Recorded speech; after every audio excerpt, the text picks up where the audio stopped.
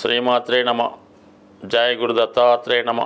ఈ వీడియోలో మనం డిసెంబర్ 29వ తారీఖు నుంచి జనవరి 4వ తారీఖు మధ్యలో జరగబోయే వారఫలాలు మేషరాశి వారికి ఏ విధంగా ఉండబోతున్నాయి అని పరిశీలించినప్పుడు మరి మేషరాశి వారికి ఈ వార ప్రారంభంలోనే మరి అష్టమ స్థానంలో చంద్రగ్రహ సంచారం బుధుడితో కలిసి ఉండడం వల్ల జాతకుడు నమ్మక ద్రోహం వల్ల కానీ చీటింగ్ వల్ల కానీ నష్టపోయే అవకాశం ఉంది.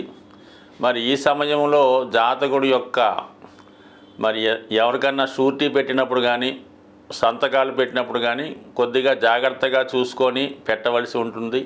బట్ ఏదైనా ఆదివారం రోజు మరి దగ్గర బంధువులతో విరోధాలు, అన్నదమ్ములతో విభేదాలు, స్నేహితులతో అభిప్రాయ భేదాలు, ఆర్థికపరమైనటువంటి నష్టం చీటింగ్ వల్ల కానీ జోదం వల్ల కానీ నష్టపోయే అవకాశం ఉంది. దాని తర్వాత మనకి సోమ మంగళవారాల్లో భాగ్యస్థాన సంచారంలో చంద్రగ్రహం మరి మీరు పై అధికారులను కలుసుకోవడం కానీ పుణ్యక్షేత్రాలు దర్శించే ఆలోచన కానీ తల్లిదండ్రుల యొక్క యోగక్షేమాలు తెలుసుకోవడం జరుగుతూ ఉంటుంది. ఏదైనా మీ యొక్క టాలెంట్కి తగిన గుర్తింపు రావడం, మీ సంతానం యొక్క అభివృద్ధి మీకు ఆనందదాయకంగా ఉండే అవకాశం ఉంది. దూర ప్రాంతానికి వెళ్దామనుకున్న వాళ్ళు కానీ ఉన్నత విద్య కొరకు దూర ప్రాంతం వెళ్దామనుకునే విద్యార్థులకి వారికి కావాలన్నటువంటి ప్రయత్నాలు చేసుకోవచ్చు. మీ యొక్క ఆర్థిక అవసరాలకి ప్రభుత్వ సహకారం కూడా లభించే అవకాశం ఉన్నది. మరి బుధ గురువారాల్లో వృత్తిపరం మీద ఎక్కువగా కాన్సంట్రేట్ చేస్తారు. వృత్తిపరంగా ఎక్కువగా తిరగవలసి ఉంటుంది. మరి ఆ సమయంలో ఈ చంద్ర కుజుల యొక్క సమసప్తక స్థితి జాతకుడు కొంతవరకు భూ వివాదాల వల్ల కానీ ఆర్థిక సమస్యల వల్ల కానీ రుణదాతల వల్ల కానీ కొద్దిపాటి ఇబ్బందులు ఎదుర్కోవలసి ఉంటుంది. అనవసరంగా ఇతరుల విషయాల్లో కలగజేసుకోవడం వల్ల కొంతవరకు మనకి ఇబ్బంది కలిగే అవకాశం ఉంది. ఇతరుల యొక్క బాధ్యతలు మీ యొక్క బుధ స్కంధాల మీద వేసుకోవడం వల్ల వారి యొక్క భారం కూడా మోయవలసి ఉంటుంది. అంటే అదనంగా కొంత స్ట్రగుల్ పడవలసి ఉంటుంది. బట్ ఏదైనా ఇతరుల కొరకు సహాయం చేయడం మంచిదైనప్పుడు కూడా అవతలవాడు మీకు పూర్తిగా నమ్మకస్తుడు అయినప్పుడు మాత్రమే అతను బాధ్యత స్వీకరించాలి తప్ప ఏదో మాట వరుసగా మీరు మధ్యవర్తిగా ఉండిపోవడం వల్ల అతను చేసినటువంటి పొరపాటుకి మీరు పనిష్మెంట్ పొందవలసి ఉంటుంది. కాబట్టి సాధ్యమైనంత వరకు మధ్యవర్తిగా వ్యవహరించినప్పుడు జాగ్రత్తగా వ్యవహరించడం మంచిది. ఓవరాల్గా శుక్ర శనివారాల్లో కొంతవరకు రావాల్సినటువంటి ధనం చేతికి వస్తుంది. ఒక విధమైనటువంటి ఆకస్మిక ధనలాభం కానీ ఏదైనా వ్యవహారం వల్ల కానీ లేదంటే మీకు రావాల్సిన ధనం కానీ చేతికి రావడం జరుగుతుంటుంది. లేదా మీకు అది భార్య ద్వారా కానీ అత్తవారి తరపు నుంచి కానీ స్త్రీల నుంచి కానీ మదర్ నుంచి సహకారం రావడం మీ యొక్క అవసరాలకి తగు విధంగా ఆర్థికపరమైన సహకారం లభిస్తుంది. అయితే వచ్చిన ధనం క్షణాల్లో ఖర్చు అయిపోవడం జరుగుతూ ఉంటుంది. బట్ కొంతవరకు ఇదే సమయంలో ఆర్థిక సంబంధించిన విషయాల కారణంగా భార్యతో కానీ మదర్తో కానీ విభేదాలు వచ్చే అవకాశం ఉంటుంది. కాబట్టి సాధ్యమైనంత వరకు ధనం ఇచ్చిపుచ్చుకునే విషయంలో మరి పర్ఫెక్ట్గా వ్యవహరించడం మంచిది. బట్ ఏదైనా అర్హత లేని వ్యక్తుల దగ్గర నుంచి మనకి పరిచయం లేని వ్యక్తుల దగ్గర నుంచి ధనం తీసుకోవడం వలన దానివల్ల ఫ్యూచర్లో ఇబ్బందులు వచ్చే అవకాశాలు ఉంటాయి. కాబట్టి కొత్త వారితో జాగ్రత్తగా వ్యవహరించండి. అలాగే ఏదన్నా మీరు సంతకం చేస్తున్నా ఖాళీ ప్రో నోట్ కానీ చెక్ కానీ ఇచ్చినప్పుడు చాలా వరకు జాగ్రత్త వహించడం మంచిది. ఎందుకంటే ఇతరులు అంటే మీ యొక్క శత్రువులు ఇతరుల ద్వారా మిమ్మల్ని ప్రలోభపరిచి వాళ్ళ ద్వారా మిమ్మల్ని లోపరుచుకునే ప్రయత్నం చేస్తూ ఉంటారు. కాబట్టి చాలా జాగ్రత్తగా వ్యవహరించవలసి ఉంటుంది. ఇదే సమయంలో కొత్తగా ఉద్యోగ ప్రయత్నాలు చేస్తున్న వారికి ఉద్యోగ సంబంధించిన విషయాల్లో సడన్గా మార్పులు వచ్చే అవకాశం ఉంది. కొంతవరకు కొత్త ఉద్యోగం చూసుకొని పాత ఉద్యోగాన్ని విడిచిపెట్టాలి తప్ప తొందరపాటు స్వభావంతో పాత ఉద్యోగాన్ని వదులుకోటే దాని తర్వాత మంచి ఉద్యోగం రావడం చాలా కష్టం అవుతుంటుంది. అందువలన ఉద్యోగం మారేటప్పుడు జాగ్రత్తగా చూసుకొని మారండి. అనవసర ప్రకటనలు కానీ ప్రలోభాలు కానీ లొంగవద్దు.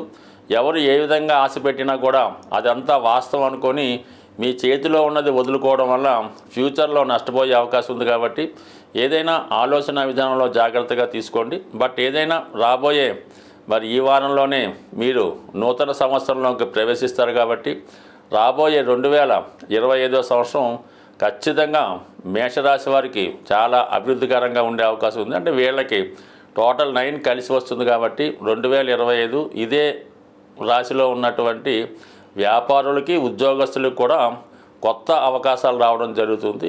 జాతకంలో ఉన్నటువంటి దోషాలు తొలగించుకోవడానికి గ్రహాలు ఇబ్బంది పెడుతున్నప్పటికీ వాటి యొక్క పరిష్కారానికి కూడా ప్రతి సంవత్సరం, ప్రతి నెల, ప్రతి వారం కూడా ఏదో ఒక అవకాశాన్ని మనకి భగవంతుడు కల్పించడం జరుగుతూ ఉంటుంది.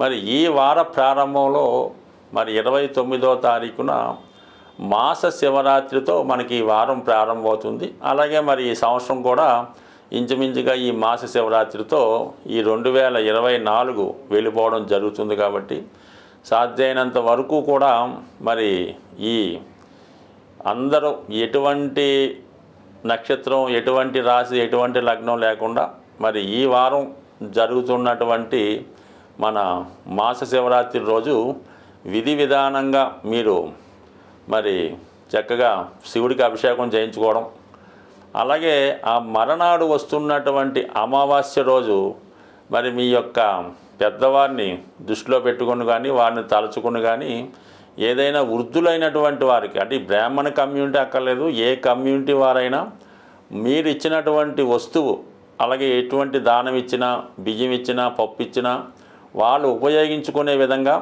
అది తీసుకునేది కూడా వాళ్ళు చాలా ఇష్టంతో తీసుకున్న వారికి మీరు ఈ అమావాస్య రోజు మీ పెద్దల యొక్క పేరుతో ఏదైనా వారికి భోజనానికి తగినటువంటి ఆహార పదార్థాలు ఇవ్వడం వల్ల ఏంటంటే మీ పితృదేవతలు కూడా సంతోషించి ఈ అమావాస్య రోజు చేసే ఈ మంచి కార్యక్రమం మీకు రాబోయే సంవత్సరం అంతా మంచిగా ఉపయోగపడే అవకాశం ఉంటుంది. కాబట్టి ఈ 2 రోజులు కంపల్సరిగా మీ యొక్క స్థాయిని బట్టి విధి విధానంగా చేయడం చేయండి.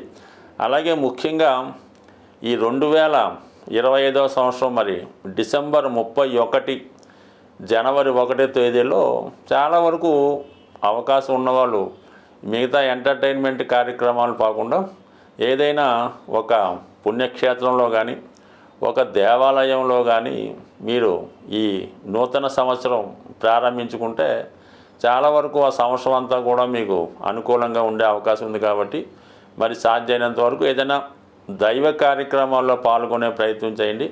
సరే, పిల్లలు, యువకులు ఎలాగున్నా సరే కనీసం పెద్దవారైనా సరే కొత్తగా మీరు ఈ 31st రోజు ఏదైనా ఒక ధ్యానంలోనో, ఒక భజన కార్యక్రమంలోనో, ఒక పుణ్య కార్యక్రమాల్లో చేయడం వల్ల చాలా వరకు రాబోయే 2025వ సంవత్సరం మరి ఎక్కువగా మరి స్త్రీల యొక్క ఆధిపత్యం కొనసాగే అవకాశం ఉంది. అంటే 2025లో 2 రెళ్ళు వచ్చాయి కాబట్టి ఇవన్నీ కూడా స్త్రీల యొక్క ఆధిపత్యం ఆల్రెడీ మనకి 2000 సంవత్సరం నుంచే స్టార్ట్ అయ్యి అది 2020 నాటికి చాలా పీక్ పొజిషన్ చేరింది. అంటే ఇంచుమించుగా వివాహానికి అమ్మాయిలు దొరకని పరిస్థితి ఏర్పడడం జరిగింది.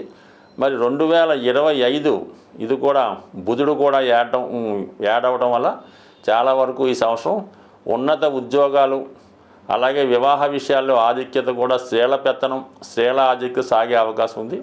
మరి ఏదైనా ఎవరి పెత్తనమైనా, ఎవరి మంచి అయినా మరి మీరు ఎంతగా ఈ విష్ణుమూర్తిని, పార్వతీదేవిని పూజించుకోవడం వల్ల రాబోయే 2025వ సంవత్సరం ప్రతి ఒక్క కుటుంబంలో ఆనందంగా సాగే అవకాశం ఉంటుంది. కాబట్టి ఏదైనా విష్ణుమూర్తి ఆరాధన చేయడం, తులసి చెట్టుని పెంచడం, లేదంటే కనీసం డిసెంబర్ 31, జనవరి 1వ తారీఖులో తులసిమాతకి సరైనటువంటి సదుపాయాలతో పూజ చేసి ప్రదక్షిణ చేసి ఆ తులసి కోటలో ఉన్నటువంటి కొంత మట్టిని మీరు బొట్టుగా పెట్టుకోవడం వల్ల చాలా వరకు మీకు ఈ భూదేవి అనుగ్రహంతో మరి 2025లో చాలా వరకు సొంత గృహం కావాలనుకున్న వారికి ఏర్పడే అవకాశం ఉంటుంది. స్వస్తి.